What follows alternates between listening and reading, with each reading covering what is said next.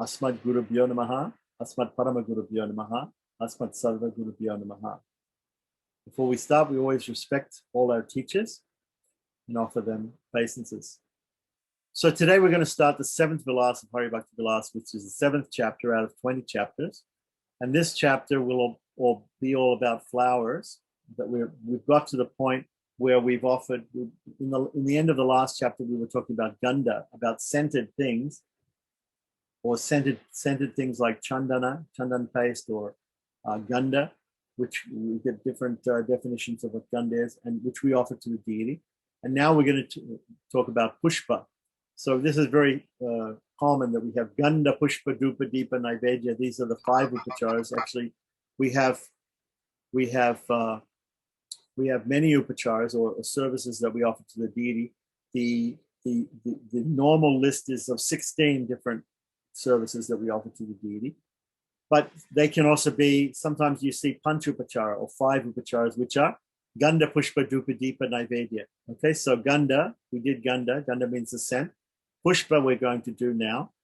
Dupa is incense, deepa is lamps, and naivedya is food offerings. So these things will come probably in the 8th chapter. So this 7th chapter mostly is about plants and flowers, beautiful flowers with scent, different scents that we can offer to the deity. And we could also offer the flower petals or the whole flower. There probably will be a lot of Sanskrit names for these flowers. And therefore, we will have to probably look them up in the dictionary if we want to know the botanical name, the scientific name. But that can be done at another time, and we'll just go through it. And hopefully, we can get through this pretty quickly because I don't think a lot of this will be explainable. There might be a lot of jargon. Okay, so let's have a look at the text. And as usual with the beginning of any section of Hari Bhakti Vilas, this is very common with Sanskrit scriptures, is that in the beginning, the author will give a sloka or a verse, which he has written himself, which gives a hint to us of the contents of the rest of the chapter. So for instance, in the very beginning of Hari Bhakti Vilas, we had a section called the Lekya Pratigya. Pratigya means a promise. Gya means knowledge. A pratigya is a promise. So a promise of a certain type of knowledge. So the lekya means what has been written. So a lekya pratigya it's almost like what we call a table of contents for the book. Of course, they didn't have table of contents in those days, and it was being written on a manuscript. So the idea of the lekya pratigya was to give some verses to explain the contents of Hari Bhakti Vilas, and chapter by chapter. Now, if you want to know a chapter by chapter understanding of the general topics of each chapter of Hari Bhakti Vilas, you can read the Chaitanya Charitamrita Madhya Lila 1.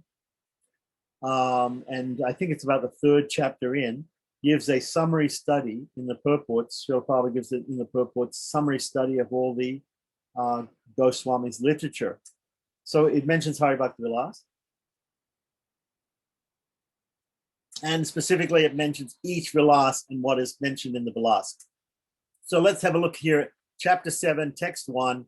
This is written by Gopal Bhatta Goswami, and it explains, he says, I worship Sri Krishna Chaitanya. To who, and normally this will be the way that he starts out each chapter, by offering his respects to Sri Krishna Chaitanya Mahaprabhu, right? Who, of course, is the founder of the Gaudiya section of the Gaudiya Sampradaya. So I worship Sri Krishna Chaitanya, right? At whose lotus feet the offering of flowers transforms even an evil-minded person into a pure-hearted soul. So we see by this idea of offering of flowers to the lotus feet of Sri Chaitanya, this is setting the stage for us to talk about flowers. Okay, that's very nice. And this is interesting also because we have Chaitanya Prabhum Bhaje. Bhaje means to worship, like that. So in fact, it's another interesting fact that we can note here is this is the sort of prototype of Chaitanya worship that we see, that we do have, if we look in Bengal and different parts basically Gaudiya Vaishnavism sprung up in Orissa, around Jagannath Puri, in Bengal, and in Vrindavan, Vrindavan being the place of Lord Krishna, Bengal and Orissa being the place of the most pastimes of Sri Chaitanya Mahaprabhu. And so Sri Chaitanya Mahaprabhu being an avatar of Lord Krishna, he went to Vrindavan also. So Vrindavan, these three places are the most important places for Gaudiya Vaishnavism in India. And so we see that even during the time of Lord Chaitanya, or directly after him, his followers started to worship him because he's an avatar of the Lord, of Lord Krishna. But however, in Hari Bhakti Vilas, because Hari Bhakti Vilas is a book which is meant for people, even people who are not Gaudiya Vaishnavas, it's a sort of an encyclopedic book which deals with the worship of Lord Krishna. And it's interesting to see what it doesn't deal with. It doesn't tend to deal with the worship of Chaitanya, of Sri Chaitanya. Whereas the Gaudiya Vaishnavas, they started to worship Chaitanya even from this point. So here we see Gopalpada, he's mentioning, he's offering worship, or Bhaja means I worship, or I offer worship, to Sri Chaitanya. So this is the beginning of Chaitanya worship in the Gaudiya Sampradaya. So then we had Chaitanya worship, we have Gaunitai worship, we have Gagadadha worship, we have Panchatattva worship, the five associates of Lord Chaitanya. And then we also have the worship of Radha and the gopis and gopikas. This is also emphasized in Gaudiya Vaishnavism, like that. Whereas in Hari Bhakti Vilas, because most of Hari Bhakti Vilas is giving quotations from older scriptures, there wasn't first of all, there was no tradition of Chaitanya worship or Panchatattva worship until this time, right? Only after the time of Panchatattva where they began to worship those personalities.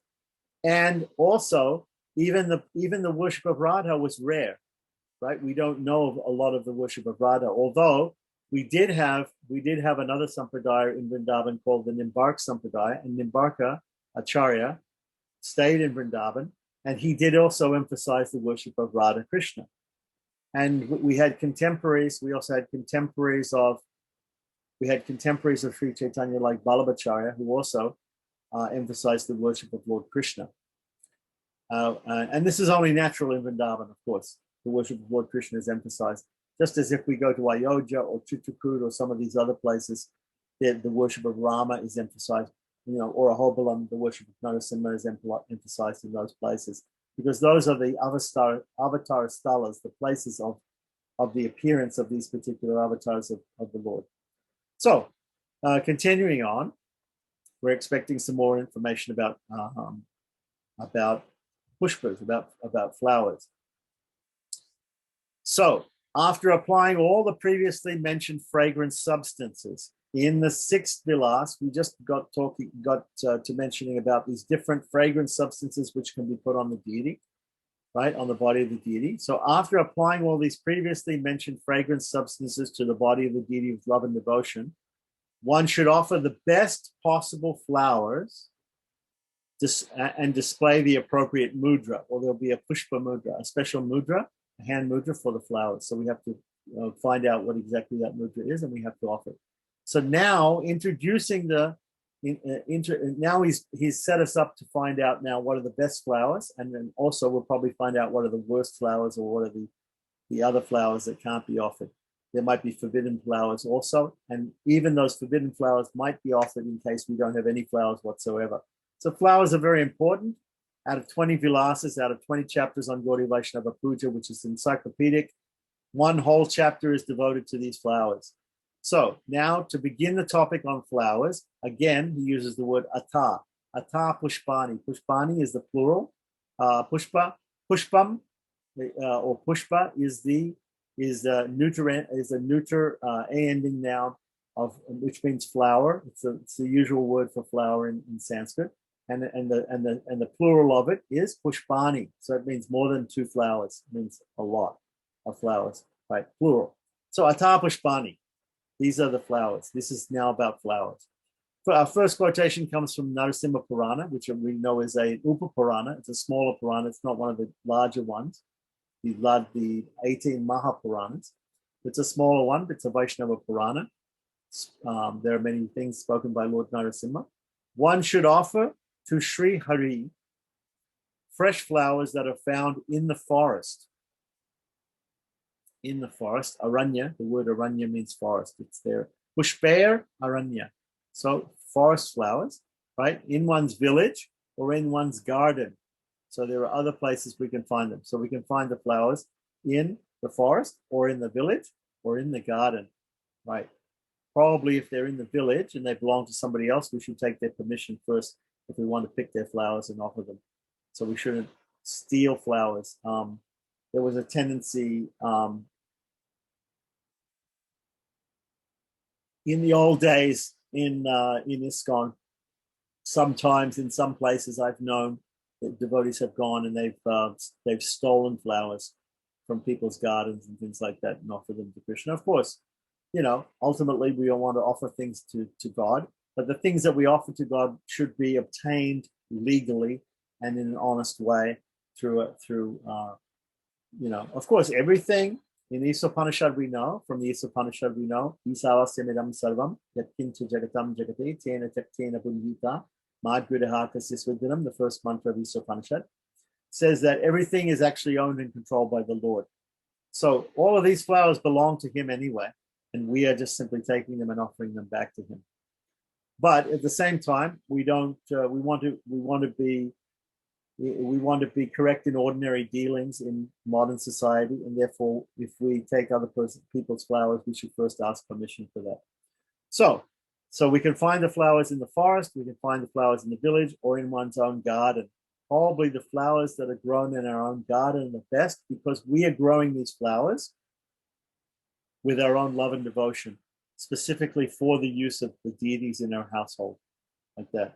So in India, of course, the big temples, they'll have attached to the temples are lands where they grow flowers, and they have specific people who harvest the flowers and who make them into garlands. In Sri Rangam, for instance, you have a whole street.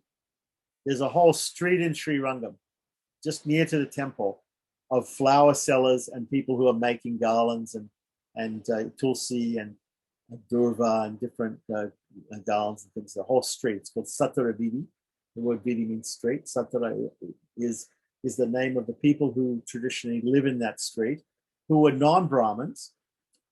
Some people say they were originally Brahmins, and Ramanuja told them to remove the sacred thread and to do other work, other devotional works in the temple, instead of spending all their time doing Brahminical activities like Sandhya Vandanam and fire ceremonies and all these sort of things. So he wanted people to light lamps, to sweep the temple, to make flower garlands. These are sort of considered to be manual labor, and therefore a lot of Brahmins were not doing them. So he took a class of Brahmins and said, you people should be just worshipping the deity, just offering love and devotion, and therefore I want you to forget about all these other Levitical rituals and just concentrate on that. So they're called Satata or Sattvika. Sattvika, they are Sattvic persons, right? Obviously, they're in the mode of goodness. And so they're called Satata Sri Vaishnavas. So that road is called Satata Vidi, like that. And that's where that's the flower market in Sri Rangam. So similarly to that, if anybody who's ever visited India, you'll know that outside of every temple, just right outside of every temple, there are people who sell things to the pilgrims who come to the temple, the people who visit the temple and want to worship the deity within the temple. They can be sold different items to take in and to offer to the deity. So whenever you're going to a temple in India, somebody will offer you tulsi and flowers and coconuts and incense and different things, lamps, to take inside to worship the deity. So it's very common to have flower stalls or a garland, stalls where you can buy garlands of flowers. It's similar also in Hawaii. We have a similar thing like that. If you they use garlands in Hawaiian society also. So they're very expert at making flower garlands, which they call leis. And there are different ones for different occasions and different purposes. But for people graduating from college or from high school, or for people getting married, or or for any sort of function, they use the leis. people attending dance festivals, like we just have the Aloha Merry Monarch Festival, which is a Hawaiian dance festival where they do the hula dance, which is the culture of Hawaii. So they offer garlands to people like that. When tourists arrive in Hawaii, they garland the tourists. This is very much like the Indian system. So in the Indian system, flowers are offered as a reception to a guest or to a great king or to an exalted personality. So similarly here with the deity is an exalted personality. We have to offer flowers to the deity. Okay, so only flowers that are not torn. So the flower should be perfect. It shouldn't be all broken and bad. So not washed and not eaten by insects should be offered. So sometimes flowers are defective.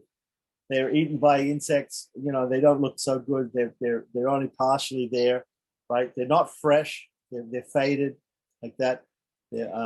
Or they've been washed. Now, what does it mean by being washed? If you wash this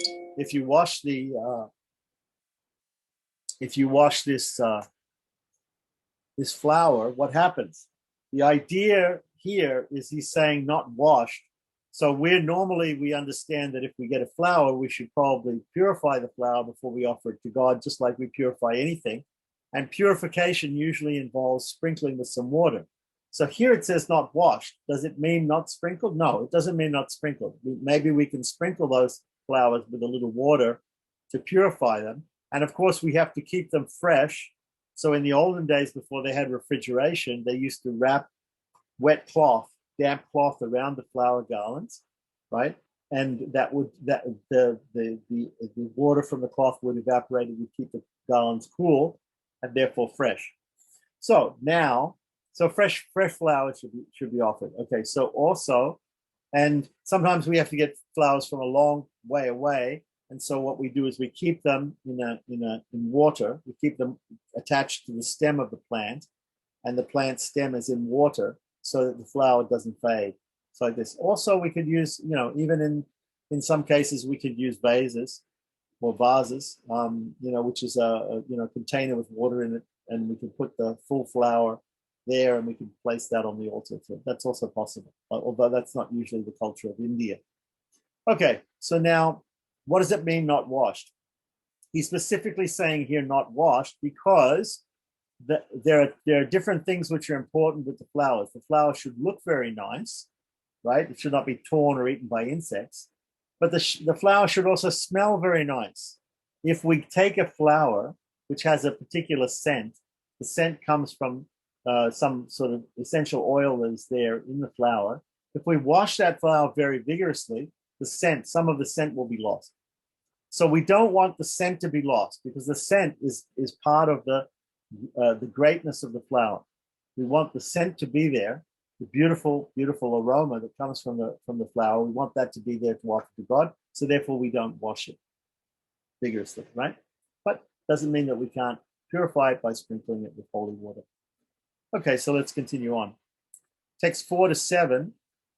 We have a conversation between Prahlad and Bali Maharaj, who is a descendant of Prahlad, right? In the Vamana Purana.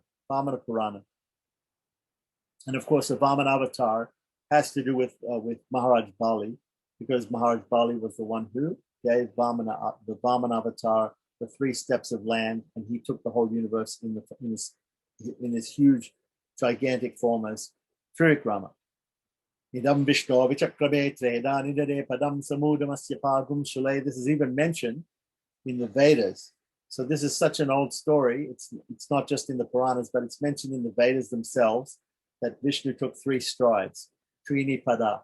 Trini Pada means 3 strides. He took 3 steps and he covered the whole universe. So that is the Trivikrama avatar, also known in a small form, in dwarf form, as the Vamana. So in the Vamana Purana, right, Prahlad and Bali are speaking, and they're talking about this. So they say, "O king of demons." So I'm assuming here Prahlad is addressing Bali as the king of demons. They both come in a Daitya family. There was Diti, and the descendants of Diti were called Daityas, like that. So she had she had demon descendants and Devata descendants, right? So the king of demons, O king of demons, it is best to offer the deity flowers with an excellent color, fragrance, and appearance. Okay, so here's some criteria, because remember in the first second sloka here up here, it was mentioned that we should offer the best possible flowers. So down here, he is now explaining what the best possible flowers are. The best possible flowers have an excellent color, fragrance, and appearance, right? So they should have all three.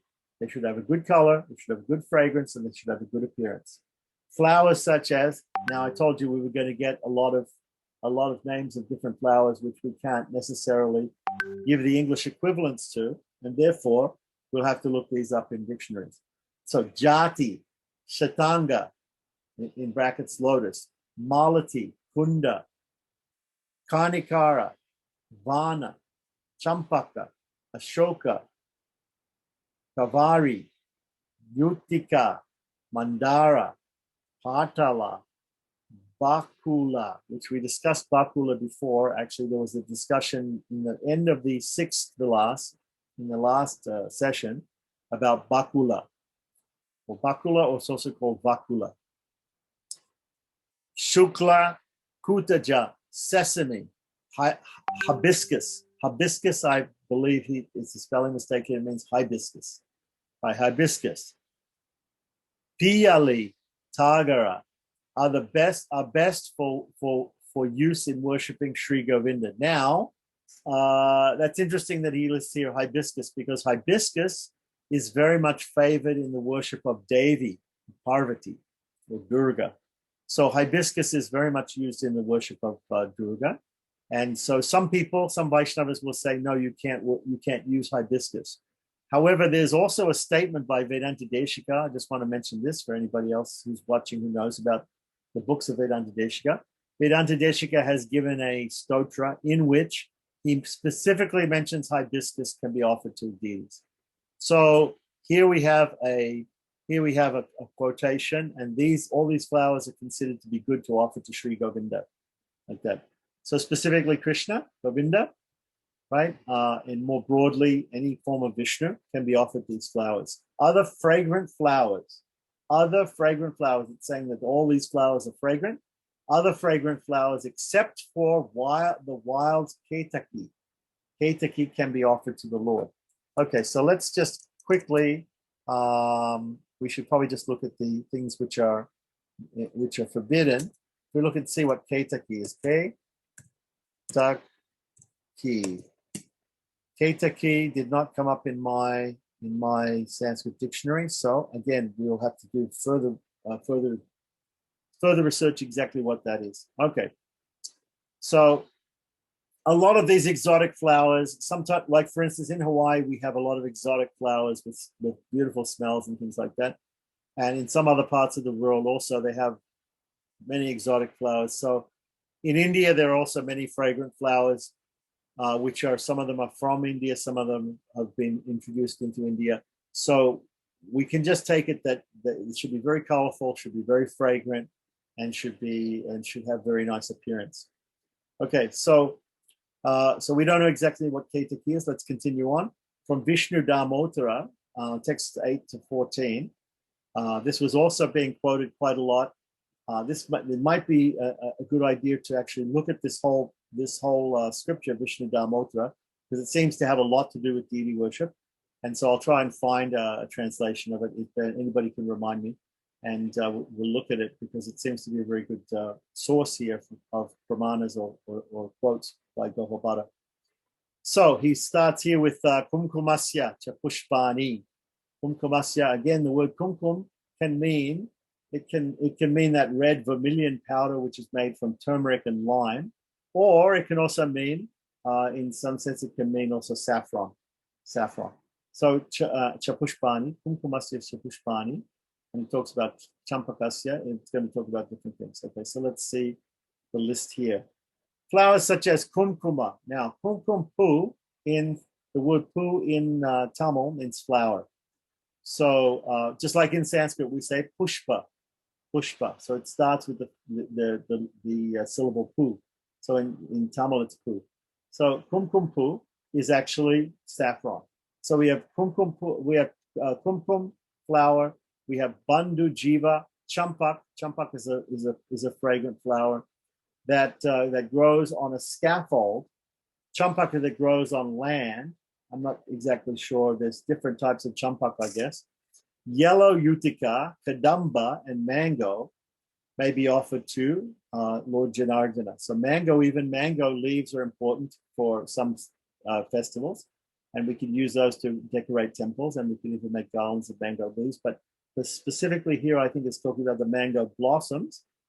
So one should also offer flowers such as malika. Malika, I believe, is jasmine. I'm not sure. Kuvja. Kuvja. We can just look and see. Let's see. Malika. Malika. Malika is. Not sure exactly. Okay. Anyway, Kuvja and Madhavi, as well as flowers of the Utica family, Malika family, and Kubja family, and also Kadamba, Ketaki, Patala, Karnatuhali, and other fragrant flowers. And this is interesting, right? Okay, so here we have in the previous verse, it said not to offer wild Ketaki, but here it said you should offer Ketaki. So there seems to be a difference between wild Ketaki and this other type of Ketaki. So there's two types of Ketaki. We don't exactly know what type of flower it is, but since there are these two pramanas or proofs that seem to be one after another, which seem to be contradictory. One says you can offer Ketaki, one says you can offer Ketaki, so therefore that needs rationalization. We need to figure that out.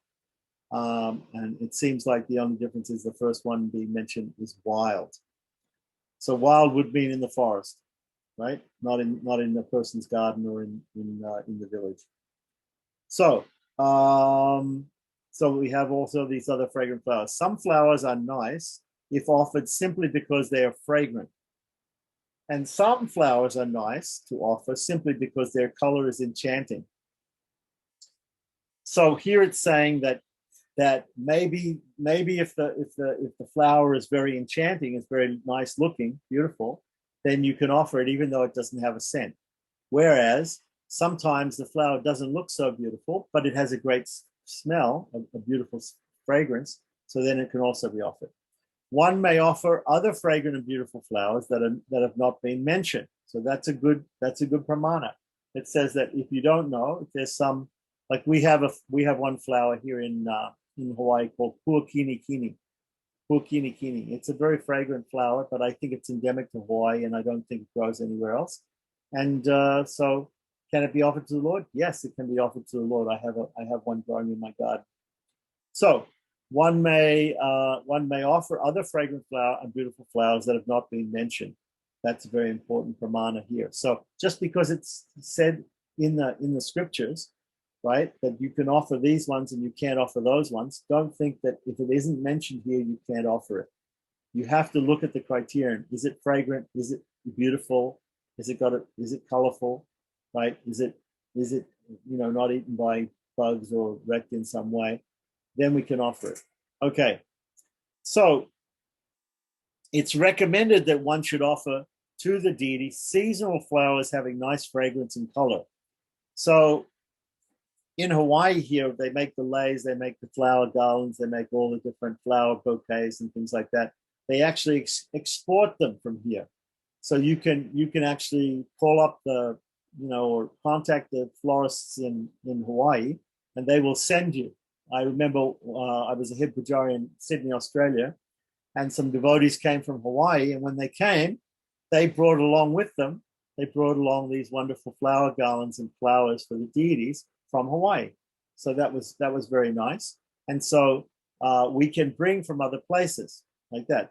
However, here what we're saying is is they're saying specifically we want to get seasonal flowers. Now, when you go to some places in the world, when I went to install Lord Narasimha, Prahlad Narasimha in Germany, it was a slightly colder time of year. They didn't have flowers that were actually growing around there, but they were able to get flowers from other places. They were able to get flowers from other places where the flowers were growing at that time of year. So it's always good to get fresh flowers. It's always good to get seasonal flowers and to offer seasonal fruits and flowers. Let's include fruits here. When Krishna says in the Bhagavad Gita, offer to me with love and devotion a fruit, a flower, a leaf, and some water, Bhagavad Gita 9:32. With love and devotion, he wants the love and devotion. And by getting a seasonal fruit or a seasonal flower, you are showing you're going the extra mile. You are showing your devotion to God. So here, the idea of offering seasonal flowers that have nice fragrance and color is important also. So we have that. The flower should be intact, completely intact. It should be of a charming color and shape and size. It should also have fragrance, and it can also be, if possible, in season. So unless we're very, very rich, probably we can't afford to fly in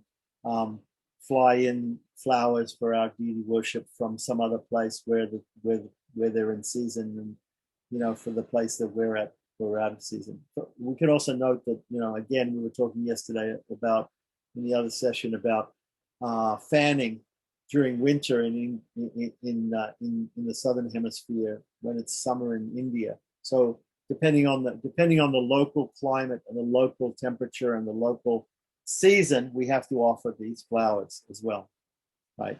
So everything is in deity worship. A lot of things also you have to take into consideration the time, the place, the circumstance, the season that you're performing the worship in. That has to be taken into consideration. Text 15, we have a conversation between Vajra and Markandeya. Markandeya is a rishi in the same literature as above, which is the Vamana Vishnu Damotra, or it's the Vamana Purana. I think it's Vishnu Damotra, right? Vamana Purana, no, Vishnu Damotra. Okay. So in that same book, a conversation between Vajra and Markandeya Rishi, it says the flowers called Shubha Shukla. Shukla means white or bright. Shukla usually means white. Shubha Shukla, Shubha means auspicious and white. Refer to those that are normally white but have a color in the middle.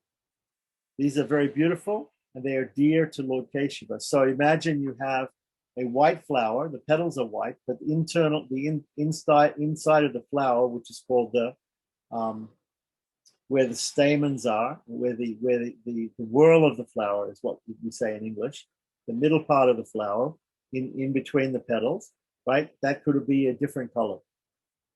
But normally the flower is white like that. So we're going to find here there's going to be some mention of which is the best color of flowers, and they're going to say white. The best flowers are going to be mentioned here are white with fragrance. If they have fragrance and they're white, that's the best type of flower. But of course, often we get different colored flowers, and we can use different colored flowers, just like we have different colored clothes for the deity, or which we haven't gone into in detail, but we will go into the different types of clothes and ornaments. So here in the Skanda Purana, in text 16 to 20, it mentions some more. Flowers such as malika that grow in the spring and in the rainy season. Now remember, there are 6 seasons in India, not just 4. So we would expect to look in the Sanskrit and to see the exact season. Each season in India, the 6 seasons has 12 months, so each season is 2 months long. So Kusumba, the 2 types of Utika, Madhavi, Ketaki, Champak, Masa Vrinta, buds and flowers of the Purandri, mango, Bandujiva, Kumkuma, all varieties of Jati, Kunda, and Patala, right? As well as blue lotus, white lotus, red lily, white lily, blue lily, can always be offered to Lord Hari. So he's giving a list of all these different ones. If we, I think someone probably should compile a list of all the flowers. But as we said before, we have a pramana saying that even if they're not on the list, if they're beautiful, if they're fragrant, if they're in season, if they're not eaten by worms or insects, they can be offered. They should be offered to the Lord. Okay, so elsewhere, elsewhere in the same literature, it is stated, Malati Tulsi. Tulsi, here's the first mention of Tulsi as a flower. Tulsi we normally think of as a leaf, but Tulsi has also got flowers called manjaris. So Tulsi, a lot of times people offer to Lord Vishnu, Lord Krishna, they offer Tulsi manjaris, which are the flowering part of the Tulsi plant, along with 2 leaves on either side of the manjari. Like that. That's a very typical way of offering Tulsi to the Lord. And that can be made into garlands also, or it can be offered loose. So all of these flowers can be made into garlands, or they can be offered in a loose way at the feet of the Lord. So Malati, Tulsi, Padma, of course, is lotus. Ketaki, which we've heard mentioned before. Mani. Mani normally means like a pearl or a gem or something like that. So it's a particular type of flower as well. Kadamba flowers are as dear to Lord Keshava as Lakshmi or the Kaustubha gem. So the Lord is very dear. Lakshmi is very dear to the Lord, and so is his Kaustubha Mani, which is his gem necklace that he wears, which is like a big sapphire. Okay, so then text 22 continues on. Oh, foremost of the Brahmanas, even if white flowers have thorns.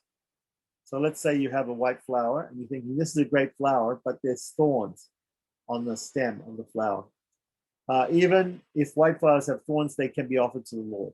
So even though there might be thorns on the stem of a particular flower, right? Still, we can offer that to the Lord if it's a nice flower. One can offer red flowers that grow in water. So when it says here grow in water, all the flowers, of course, grow from having water, need water. But there are some flowers that specifically grow out of the water, like when we see lotuses in ponds, they grow out of the water and they grow up above the water, and the stem goes down through the water to the mud below the water. So that's what it's talking about. That type of flower. So we have a conversation here between the Supreme Lord and Narada Rishi, right? In the section called Sapta Sahasra. Sapta Sahasra means 7,000 in the Narada Purana. Okay, so text 23 to 26. O Brahmana, there are 25 varieties of excellent flowers. They are very dear to me. These are Malati, Bakula, Ashoka, Chepali, Navamalika, Amra. Amra is interesting. And the word Amra usually refers to the Indian gooseberry or the Amalaki fruit, which is used as a base for many Ayurvedic medicines. It produces this astringent fruit, which is full of vitamin C. And apparently there are also flowers. Tagara, Malika, Madhu, Pindika, Utika, Nagakeshara. Nagakeshara. There's a specific fragrance, Nagakeshara. I know that there are many times you can get incense, which is Nagakeshara smell. Kunda, Kadamba, Shiki, Haridra. Haridra usually means turmeric. So we're not sure exactly what it means as far as flowers are concerned. We could probably look it up. Patala, Champaka, Lavanga. Lavanga sometimes means cloves, but let's see. I'm just going to write Haridra.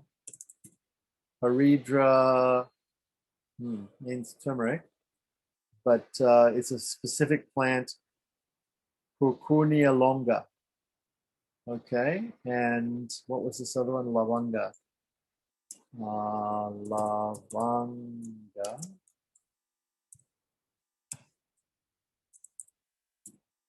Lavanga.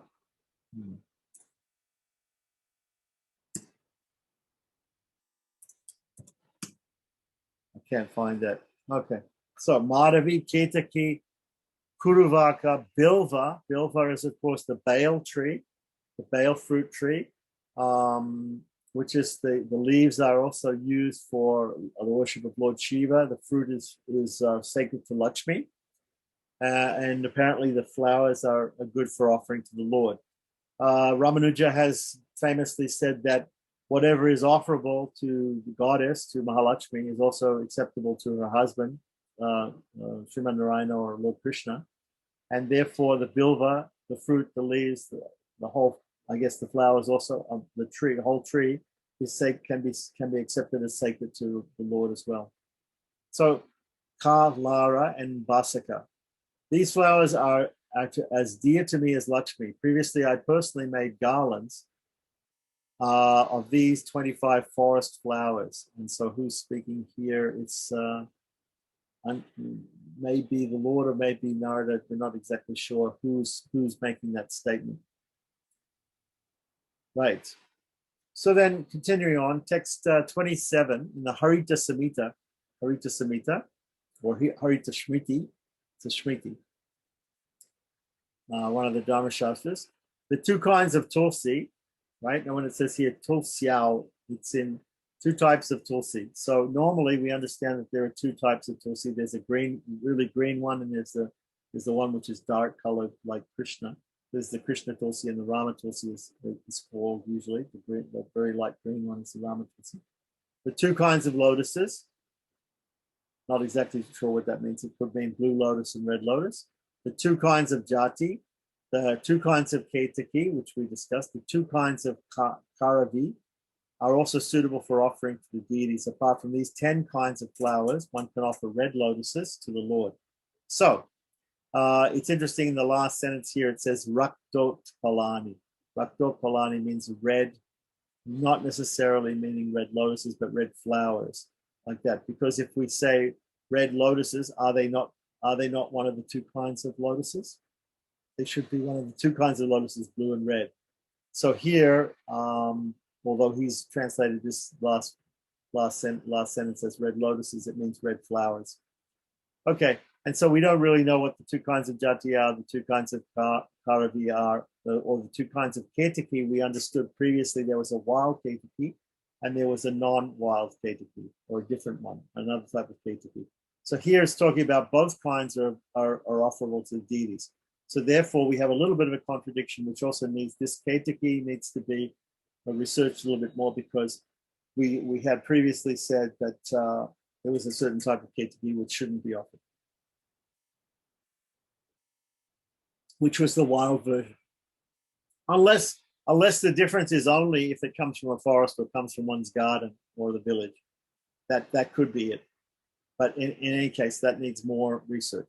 So text 28 to 30, the glories of flowers in general. Again from Vishnu Damodara, it's stated, offering flowers is said to be the best kind of charity. That's an interesting statement. Danam sumanasam shrestam. Okay. By offering flowers, one's poverty becomes relieved and his fortune is improved.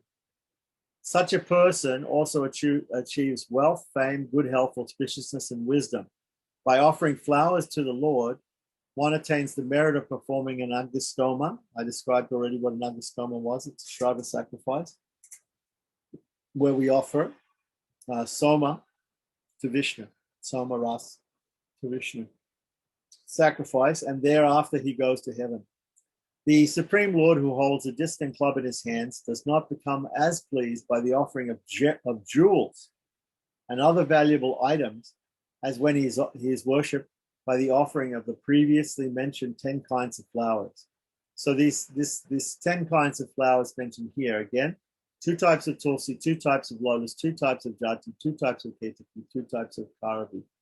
So this is a specific set of types of flowers which are considered to be very auspicious and to be offered to the Lord according to Harimak Vilasa. Now here it says in text 31 to 34, somewhere else it's stated, and he doesn't give us a source, but it could be somewhere else in Vishnu Damodara, or it could be somewhere else in some other place. What was the last place, Vishnu Damodara? Yes. Okay. And so we have the statement here, there is no doubt that when a devotee worships Lord Keshava with flowers that were purchased with money earned by proper means. Here again, we have this pramana. So previously it was stated that we can get them from the forest, we can get them from the village, or we can get them from our own garden. So when we have them from our own garden, we don't have to involve buying them because we own them already, or we've assumed ownership of our garden, although the Lord actually owns the garden, right? He owns everything. So we need, though, if we get flowers in the village, we need to either take permission of the people who have them in their gardens or in the village, or we have to buy them in the market, in which case we should use money to purchase them with, which is earned by proper means, not by some illicit means, and not by stealing. We should take flowers. So if a person does that, then he delivers 7 previous generations of his family, as well as 7 generations that appear in the future. So 7 generations of his family and 7 generations in the future of ancestors and those in the future. So 14 generations, and presumably his own generation too. So that will be 15, I guess. So when a devotee worships Lord Keshava with flowers from his garden, he becomes qualified to enjoy a very pleasant life in harmony with nature. Simply by worshipping Lord Hari after collecting flowers, somehow or other, one attains the heavenly planets. So we go out, and this is part, again, there's 5 sections to the Vaishnava's day.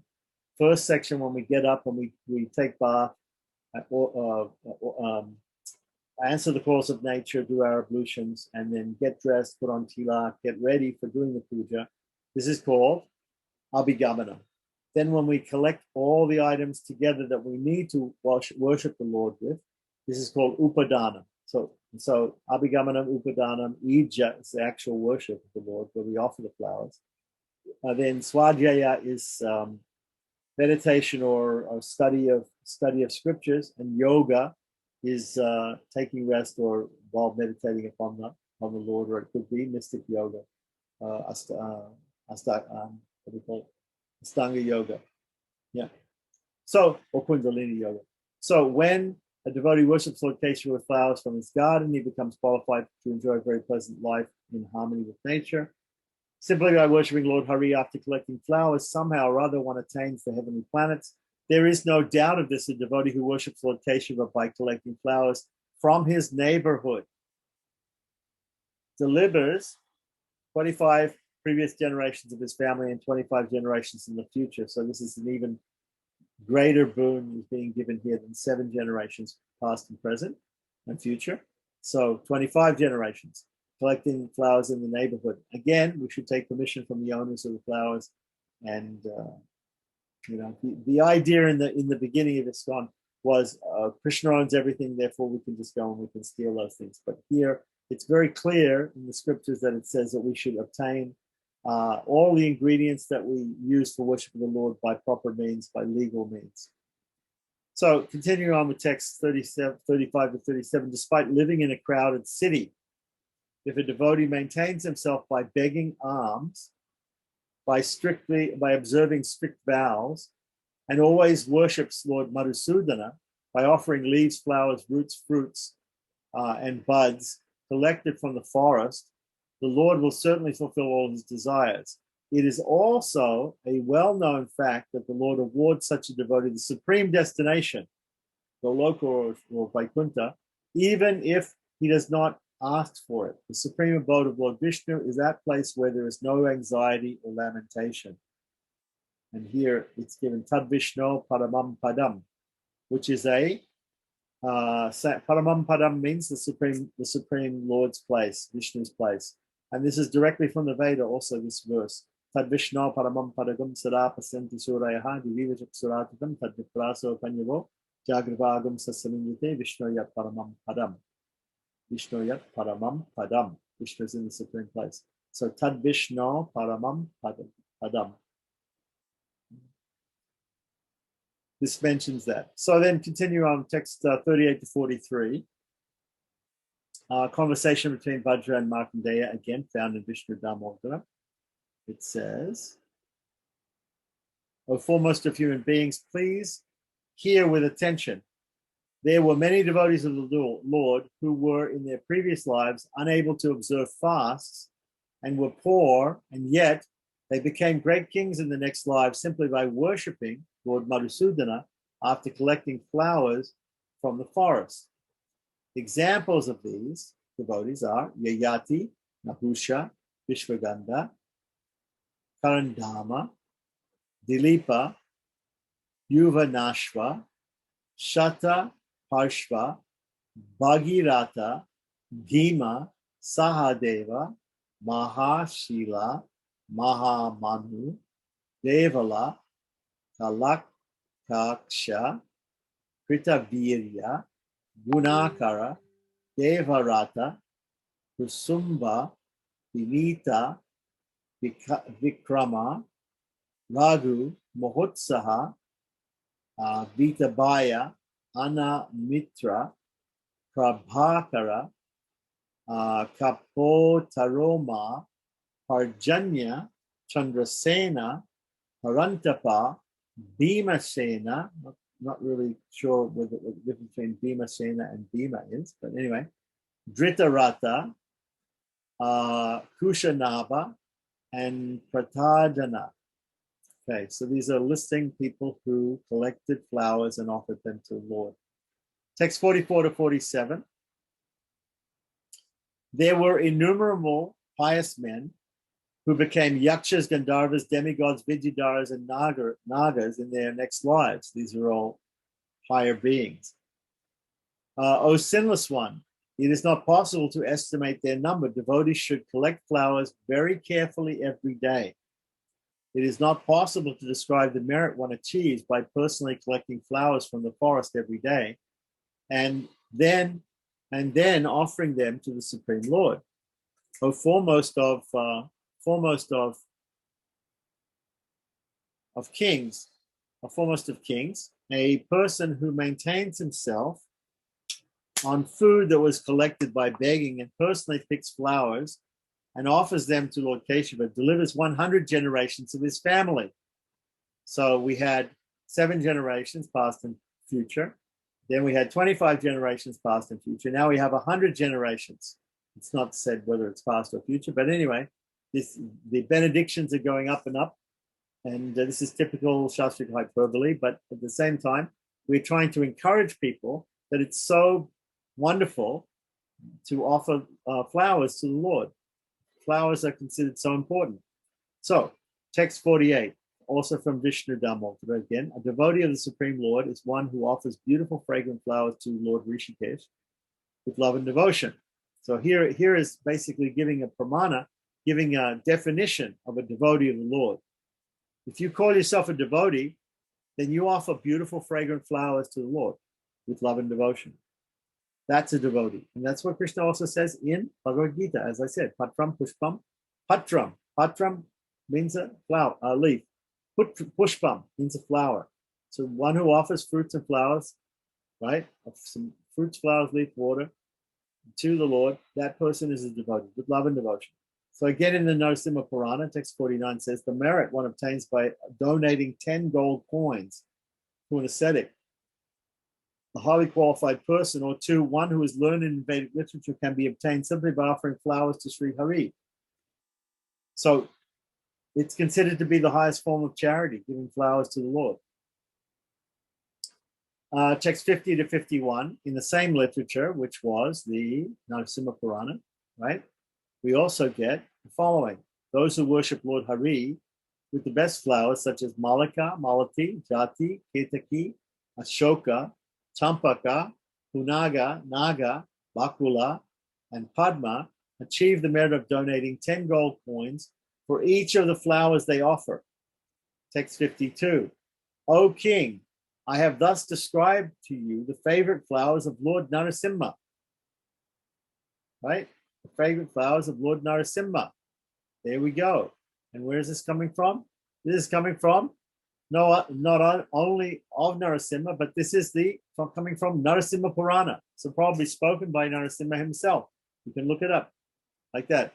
So these are the flowers which are most liked by Narasimha: Malika, Malati, Jati, Ketaki, Ashoka, Champaka, Punaga, Naga, Bakula, and Padma, out of which I maybe know one is Padma, is the lotus.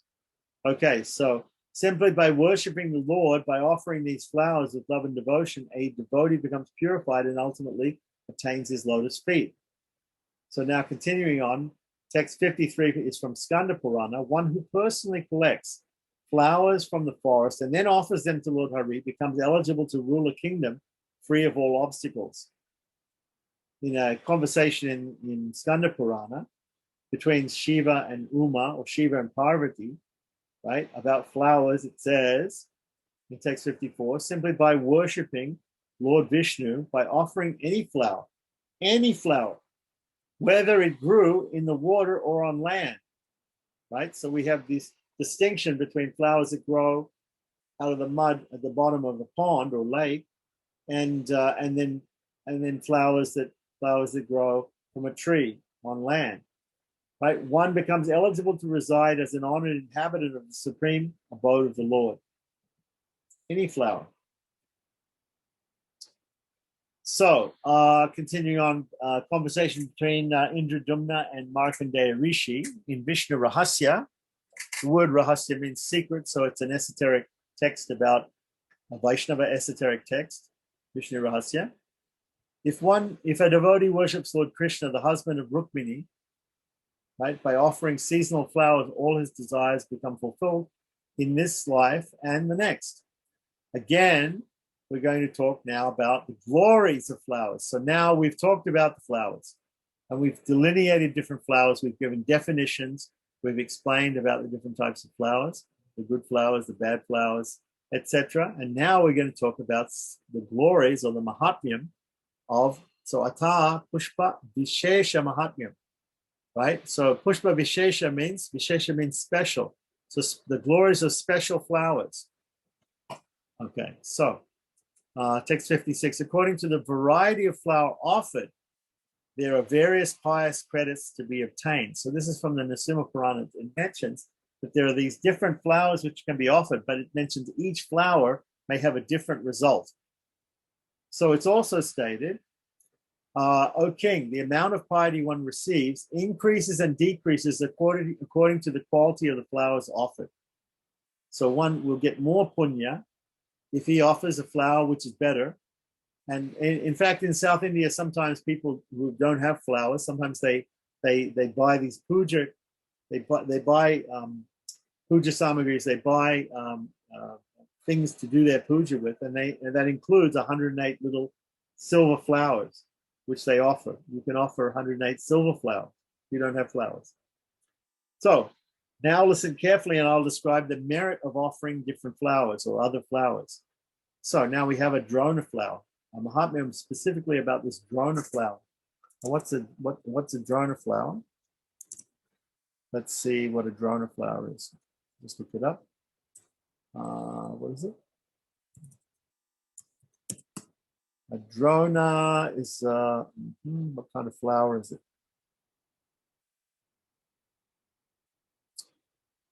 A type of plant, Leucas linifolia. Okay, specific type of plant. Okay, so the drona flower in the Narasimha Purana. Seems like Narasimha Purana has a lot to say about flowers, because we've been quoting it quite often here. Simply by offering one drona flower to Lord Madhava, a devotee achieves the merit of 10 gold coins in charity. Now the glories of the jati flower. And the jati, let's look up the jati. Jati is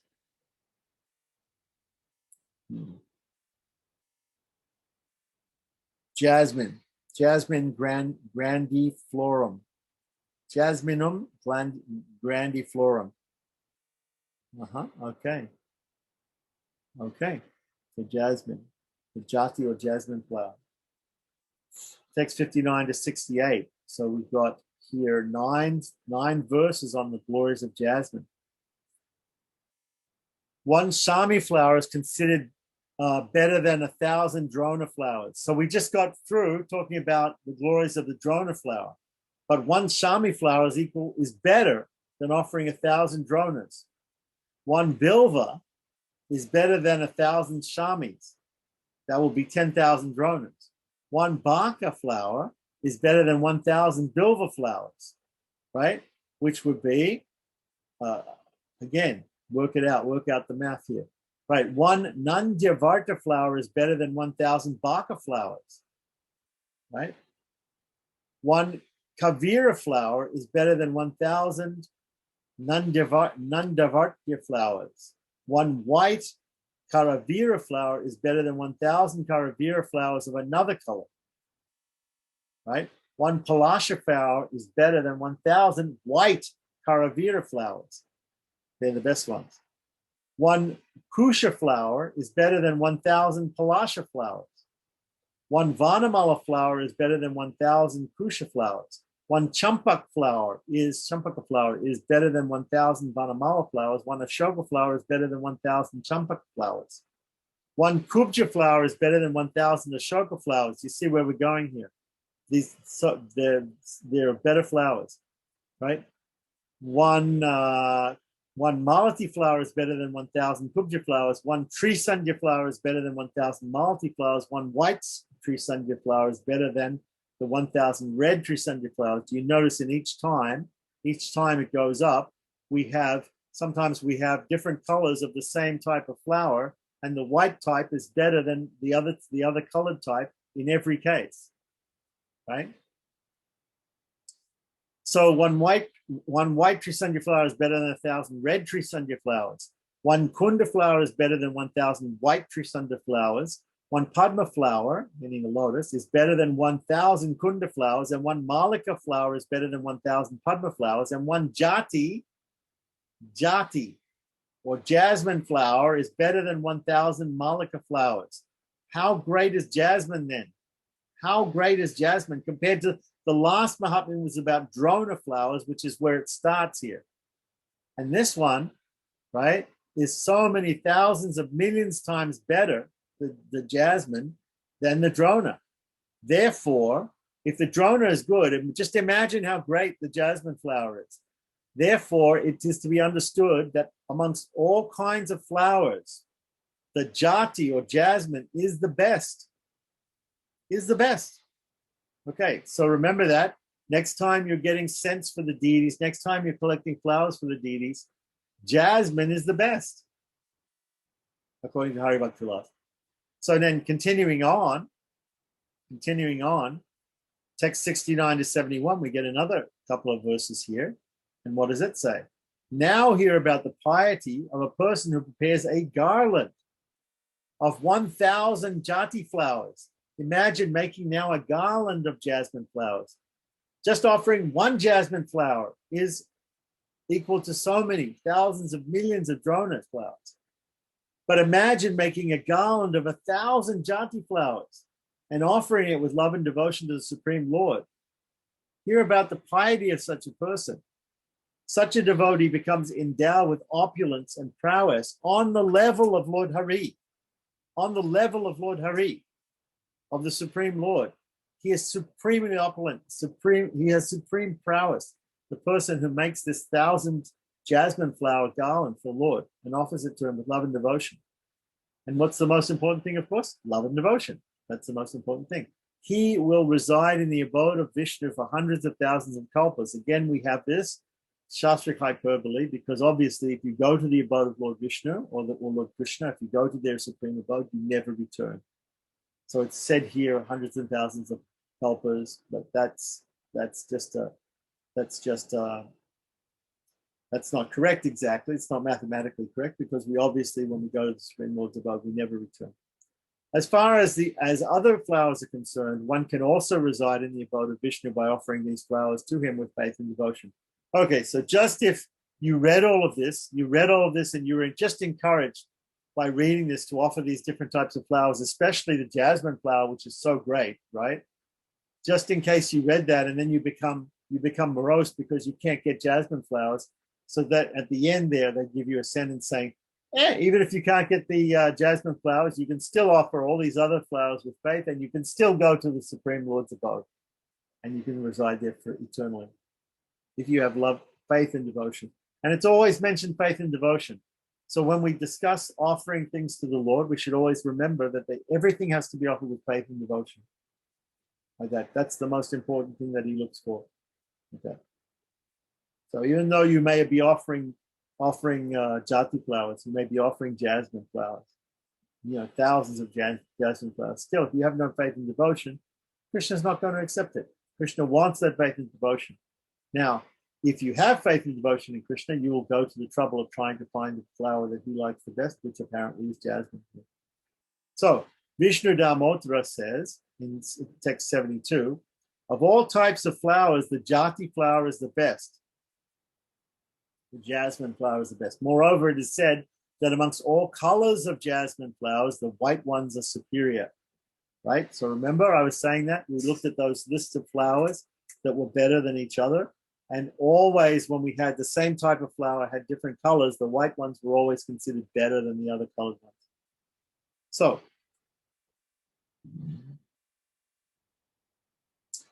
where white is available, get the white flower. Text 73 from the Skanda Purana, Conversation between Brahma and Narada Rishi. It says, there are 3 verses in this section that begin with the word malika. So now we're going to talk about malika flowers. And the malika, let's just look at malika because we're going to talk about it. So let's see.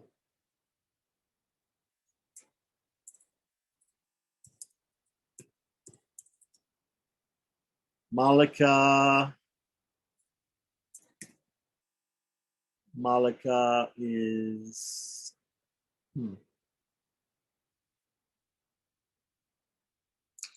not exactly sure what malika is.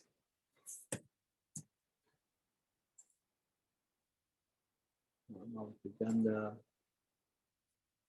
Malika Pushpa. Malika Pushpa is citrus de Chumana or Rhytia antidysenterica. That's the Latin. The type of citrus plant. Malika. Okay. So texts 74 to 76 come from Skanda Purana. And looks like we're back to talking about jasmine flowers. That was a little bit of a, maybe there's something in the commentary here of 73 about the malika flower. But anyway, we'll have to figure that out. So apparently there were 3 verses in the section that started with the word malika, but we're not going to talk about them much. We're going to go straight on again to talk about jati or jasmine. By offering jasmine flowers to Lord Krishna, one can happily reside along with the Gandharvas or the angels. By offering 8 jasmine flowers to the Supreme Lord, one can attain the merit of performing an Agdistoma sacrifice. By offering 1,000 jatis or jasmine flowers, he can transfer himself to whatever planet he likes. By worshipping the Lord, by offering 100,000 jati flowers, one becomes eligible to reside in Swetadweep, right, the abode of the Lord. Here in this material universe, one cannot even describe in 100 years the merit a person attains by offering the Lord a garland made of jati flowers that are perfumed with camphor powder. Camphor powder, does it actually say that here? Let's see. Kapura patavasita. Okay, so apparently the idea is to make a jasmine garland and then to sprinkle some natural camphor on it as well, so that it's cooling and it's also beautiful fragrance. So that's nice. That's very nice. So now we have the glories of the Malati flower. Somehow or other, I feel that that this verse 73 is coming out of order here, because we have this other verse, these other verses 74 and 76 regarding jasmine flowers again, and probably we should have had those before we mentioned the Malati. So here we have the Malati flowers, right? So now Again, from Skanda Purana, again, a conversation between Brahman and Narada. He talks about the Malati flowers. It's text 7. Just as a Brahman is the best of the four Varnas or the four castes, as the Ganges is the best of the holy rivers, and just as Lord Vishnu is the best of all the devatas, all the gods, right? Malati is the best of all flowers. So here, after we've just described how great the glories of jasmine is, now we're going to look at the Malati flower, and it seems to be saying Malati is the best flower. So text 78, one who worships Lord Garudadwaja. Garuda is the eagle vehicle of Lord Vishnu, and Lord Krishna, Lord Vishnu, has on his flag, right, that he might carry on his chariot, or on his, his armies might carry the standard. The standard of Lord Vishnu has Garudadwaja, right? Garudadwaja means Lord Vishnu has this on his standard Garuda. He has Garuda on his flag. This is very important to know, because in Vishnu temples, Vaishnava temples, when there's a festival, they start off the festival by putting the flag up, the flagpole, and then at the end of the festival, the flag comes down. This is called Dwaja Arohana and Dwaja Avarohana, putting it up and putting it down at the beginning and end of festivals, or what we call utsavas. This is very important in Pancharatric temple worship. Okay, so the flag which is put up in Vishnu temples has Garuda on it, because the Lord Vishnu has Garuda on his flag. Whereas a Shiva temple, the flag being put up will have the bull Nandi on it, because that's the rider. The Lord Shiva is the rider on Nandi. Okay, so Vaishnavas are used to seeing these flags with Garuda on them, because that's what the name of the Lord is, Garudadwaja. Kausalya Subhaja Rama Purva Sandhya Pravakite Utista Navasadula Kartavyam Devmadakam Utista Govinda Utista Garudadwaja. This is the second verse of the Venkateshwara Suprabhatam, waking up the Lord. So we say Utista Govinda, please Govinda, please wake up. Utista, get up, get up. Utista Garudadwaja, oh Garudadwaja, or that person, that supreme person who has Garuda on his flag, you please also get up. Utista Garudadwaja, Utista Kamala Kanta, Trailokya Mangalam Kuru, please spread your gracious plans across the three worlds. Utista Kamala Kanta, or lover of Kamala, of Lord of Goddess Lakshmi. Okay, so beloved of Goddess Lakshmi. So here on text 79, right? So that person is who worships Garudadwaja with Malati flowers becomes freed from the pangs of birth, old age, disease, because at the end of his life he's liberated from material existence. Text 79, elsewhere it's said, there is no doubt that anyone who worships Sri Krishna, the Lord of the three worlds, by the offering of Malati flowers will be transferred to his supreme abode. And in text 80, O foremost Brahmana, by offering a garland of blooming Malati flowers on the head of Sri Hari, one attains the merit of performing a horse sacrifice. So does it actually say this? It actually says Sirasi here, Datva Sirasi. So it's not sure whether you're offering loose flowers or you're offering actually a garland. In Hawaii also we have these things, because garlands are called lays. So they also have a thing called a head lay, which is a garland of flowers which one wears like a wreath, like in ancient Greece, they used to wear a wreath of olive leaves around the head, when they would win the Olympic Games or something.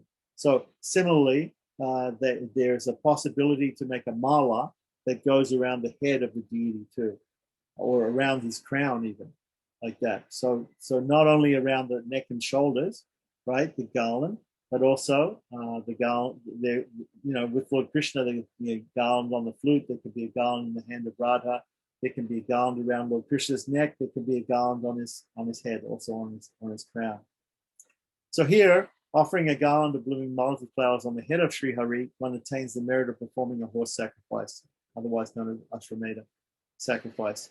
Text 81 to 86 from the Garuda Purana, it mentions, O king of birds. This is somebody addressing Garuda, right? Probably the Lord himself.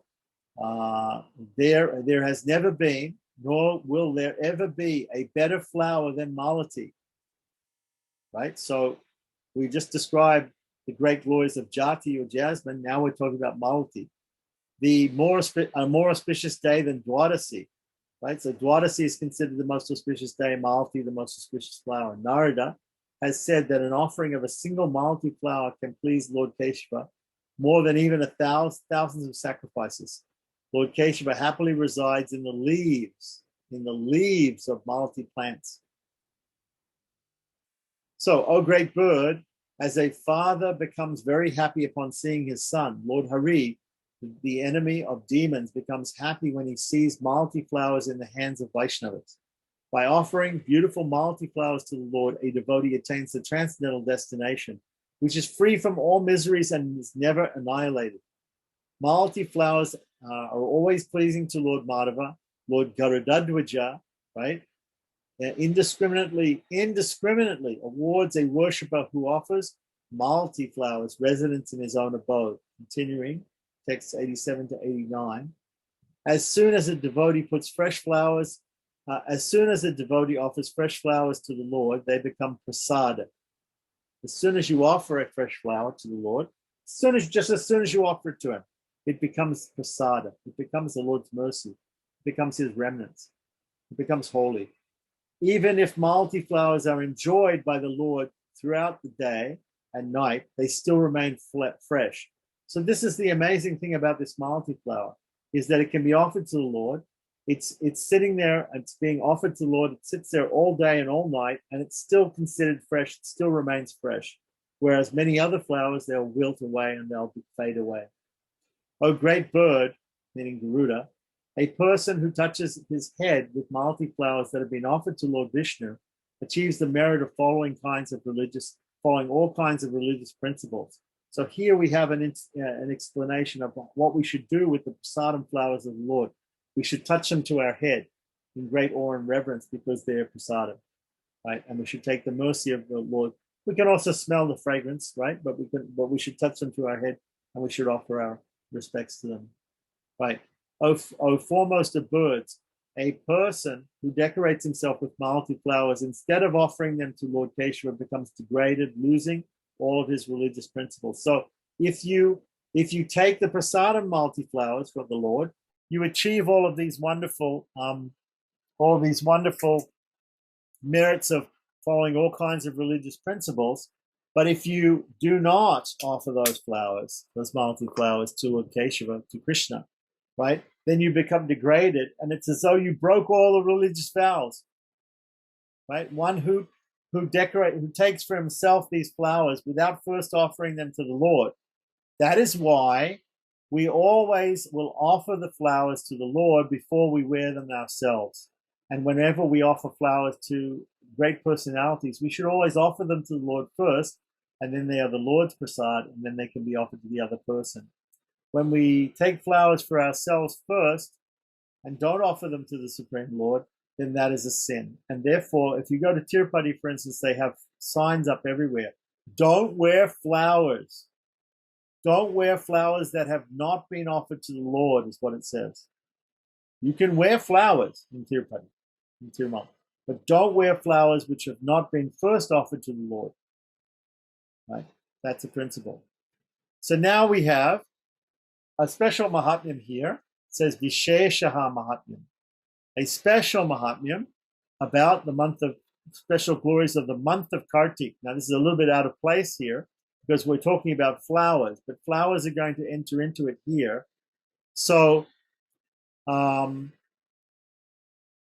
what I think we'll do is we can take this up next time, right? This is a good place to stop. But we have a specific Mahatmyam here about the month of Kartik, which is going to explain certain flowers that are offered in the month of Kartik. Kartik, which is September, October, November, like that. Yeah. So, are there any questions or comments by anybody about chapter 7 of Hari Bhakti Vilasa and all the different flowers, except for, of course, what all those names of flowers are? I think it was pretty. The one that we really understood was jasmine, and there are lotus, and there are some other ones that we understand. But there are many types of fragrant flowers which we didn't understand. But we can find out the meanings of them, and we can ask and we can make a list. But ultimately, it also said that even if it's not on the list, if it's a beautiful flower, if it's a whole flower, hasn't been eaten by insects or anything, it's complete, it's nice, especially if it's white. If it's bought with with money, or grown in our garden, got with good means, right? And if we offer it, if it has fragrance, nice fragrance, then it can be offered to the Lord.